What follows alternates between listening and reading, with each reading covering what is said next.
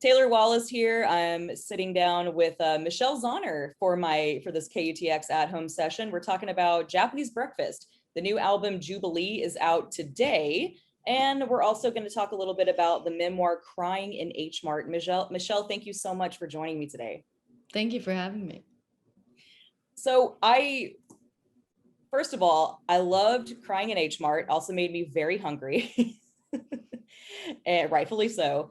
And I liked reading that you, not only the tone of the album, but the name itself, Jubilee, came from wanting to pivot completely from the tone of your first two albums and the memoir itself. I'd like to hear you speak more to that. Yeah, I think after writing 2 records and then a whole book about grief and loss, I had finally gotten to a point where I had sort of said everything that I wanted to say about that part of my life that had been so all-consuming for the last 6 years, since my mom passed away. And so it felt like the most unexpected and surprising thing I could do is write an album about joy. And I feel like, especially when you're a part of the sort of stereotypical sad indie girl genre, it was a fun thing to mess with, to be able to showcase your multidimensionality as a person and as an artist, to write an album about joy and the way that we sort of need to kind of carve that out for ourselves and protect it, and how it's a precious and rare thing to embrace. Did you write the two in tandem, or was the memoir already done in publishing and everything before Jubilee started? So I turned in the rough draft of Crying in H Mart in July of 2019. And then I worked on the record largely from the moment I turned that in until December of 2019. And then I got the book back and started the revision process. But it was sort of in that sweet middle spot where I could just not think about the book for 6 months because my editor had it, and I was kind of like not allowed to work on it in this really freeing way.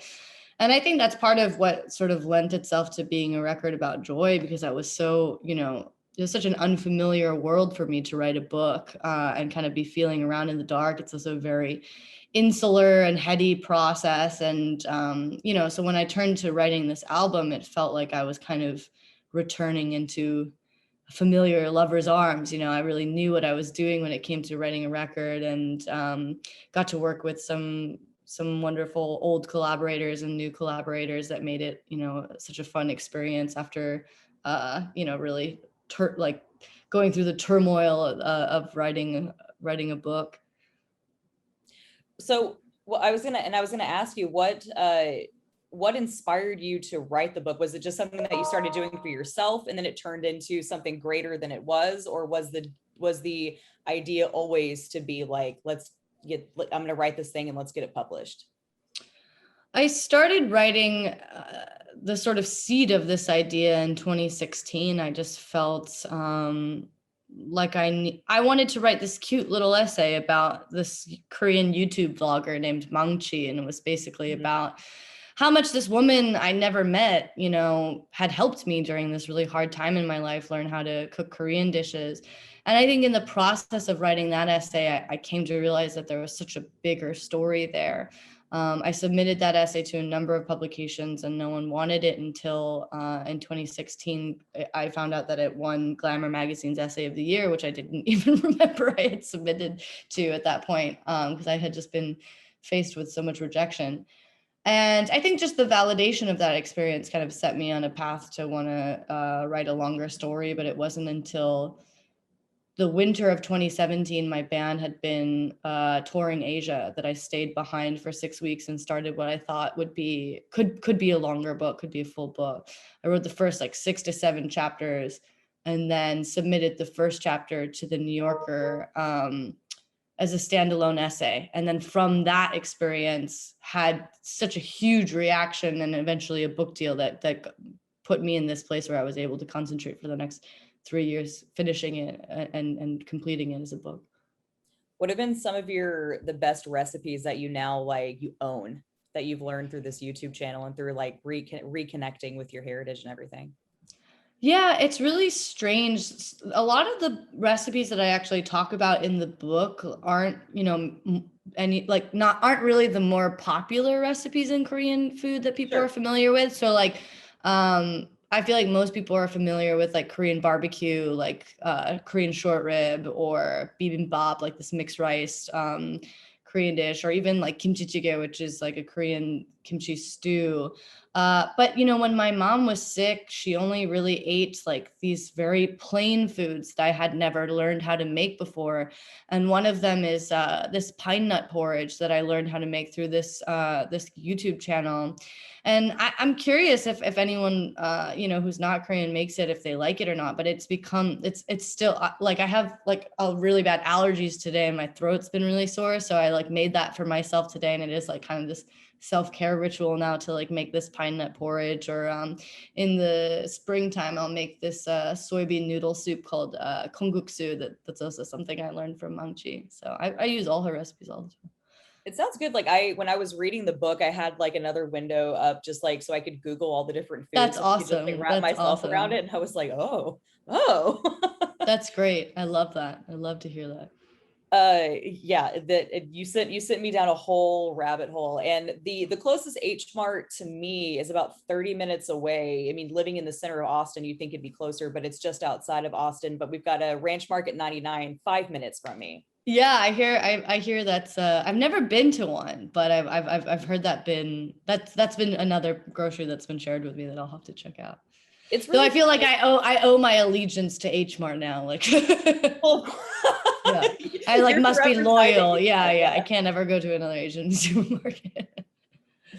Yeah, it's in like this whole shopping center that was desolate for so many years, and then Ranch Market came in and built up, and then now it's become this wonderful like whole shopping center of all these different Asian bakeries and restaurants and bookstores and all these and liquor store and all these other really cool things. Yeah, So it's yeah. really like given a second life to this whole like shopping center. It's really cool.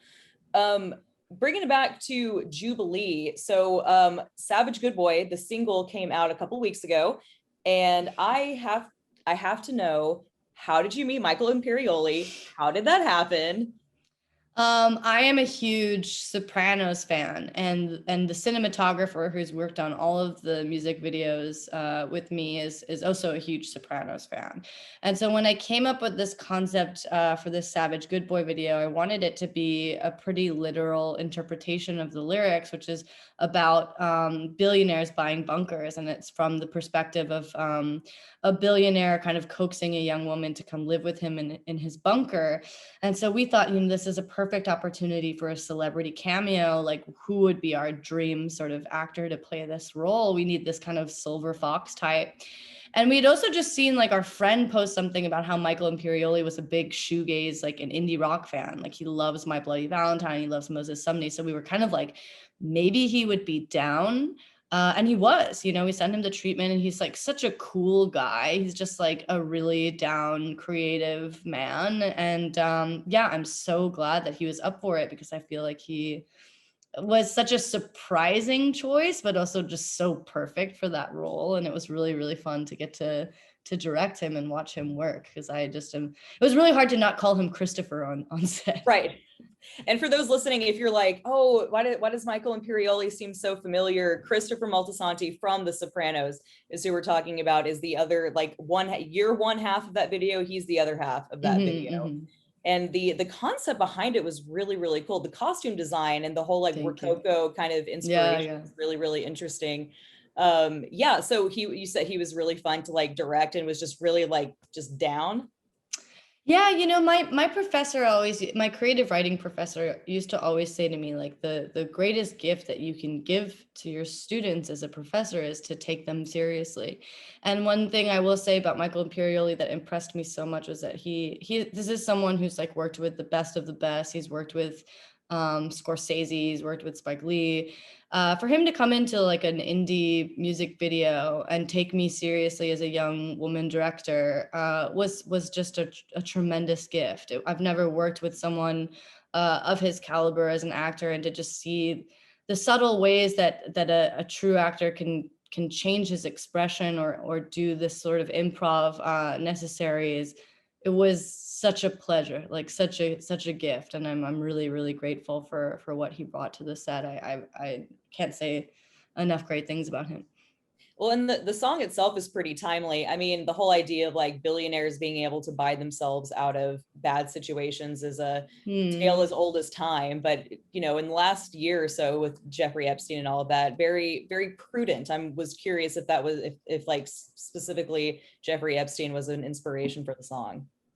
I don't remember. I mean, I think I just saw a news article about billionaires buying bunkers, and I just thought that's such a menacing, like the alliteration is great, but also such a menacing reality of our times. Just, and I think also the pandemic, like the sort of like vast wealth disparity and what, you know, it affords you the ability to protect yourself is very scary. So I tend to like really enjoy exploring that perspective of villainy, of just like how someone gets to be that in that place of anyone, you know, hoarding wealth at such a high level. I was interested in that idea. I could talk about that for hours. that's its own whole conversation. As far as going back to crying at H Mart, your memoir, what has it been like having I mean, it's obviously, I mean, a memoir is personal in and of itself, but it's got an extra layer of being so personal to you. What has it been like being like interviewed by all, you know, just having so much positive response, but also positive response in the way that everyone wants to talk to you about it? What has that been like to like put that out in the world and then, you know, just kind of sit with it over and over and over again? It's surreal, you know. I feel like it's especially surreal because we're in a pandemic and it's like Zoom after Zoom after like a full year of not really talking to anyone at all, or not doing anything, or not releasing anything, and sitting on these two huge projects feeling like a crazy person. Like, what have I been doing? Like, what is my job now? You know, so it's been really surreal, like, because I also just, you know, while most people were working like this whole time during the pandemic, like on Zooms, like this is the first time that for the last like 3 months that I've been doing this so actively every day. And I understand like what Zoom fatigue is and all this stuff for the first time. So like initially it was like such a delight because I was like so excited to talk to someone besides my husband. But now I'm just like, oh, you know, it's a trial, but I'm also really glad because, you know, it's a great problem to have, to be able to like have people care about what you did and relate to it and want to talk to you about it. I mean, it's a tremendous gift. So I also know that I'm really lucky, and I have to take advantage of that and be appreciative of it. Yeah. Well, it must be, yeah, like you said, Zoom fatigue and just, you know, talking about personal things with complete strangers. Yeah. Knowing that people appreciate your story and like want to know more and appreciate what you've had to say and what you're putting out in the world. We're talking to Michelle Zauner. You might know her better as Japanese Breakfast. Jubilee is out today. We're also talking about her memoir, Crying in H Mart. And so I've listened to the album. I've had the privilege of listening to the album a few times through now. I'm curious if you have a favorite song on the album. Yeah, I think that Kokomo, Indiana has like a soft spot in my heart because I think it was maybe one of the first songs I wrote that's just purely sweet all the way through. You know, it was like was a very unfussy child, you know, like in terms of like writing it, arranging it, producing it, it came very naturally. It knew what it wanted to be pretty early on. I think it has like an elegant, very fitting arrangement. And yeah, I mean, I just think it's like, there's no turmoil, there's no anguish in that song. It's just like a sweet love song, you know, for teenagers. So it has a tender spot in my heart in that sense. Well, and it's not, I know this is not completely non-intentional or unintentional, and this is my most radio friendly comment, but the whole yellow theme of the album and everything, and you're sitting in front of a yellow wall. Oh yes, yeah. I was like, oh, I get, I know it's not intentional, but I was like, No, it was though, can't because like compliment when I you. moved into this apartment, I was going through this big yellow phase, and I knew that Jubilee was going to be a very yellow album. And when I moved in here, I was like, we're gonna paint the wall yellow because like Oh, I'm so in it that is yellow kind of area. intentional. It is kind of intentional, yeah. Oh, I that's moved into here awesome. in like January 2020, and so I had finished the record in December, and it was around the time that I shot the album cover. So I was like going through a big yellow phase, and so I was like, we're gonna paint it yellow. It's awesome. I've been like looking at admiring all the different pictures on the back. Again, radio friendly comments. Michelle, thank you so much for joining us today. Again, Jubilee is out today. The Crying in H Mart, the new memoir, is out now as well. And thank you so much for your time. Oh, thanks, Taylor. It was great to be here.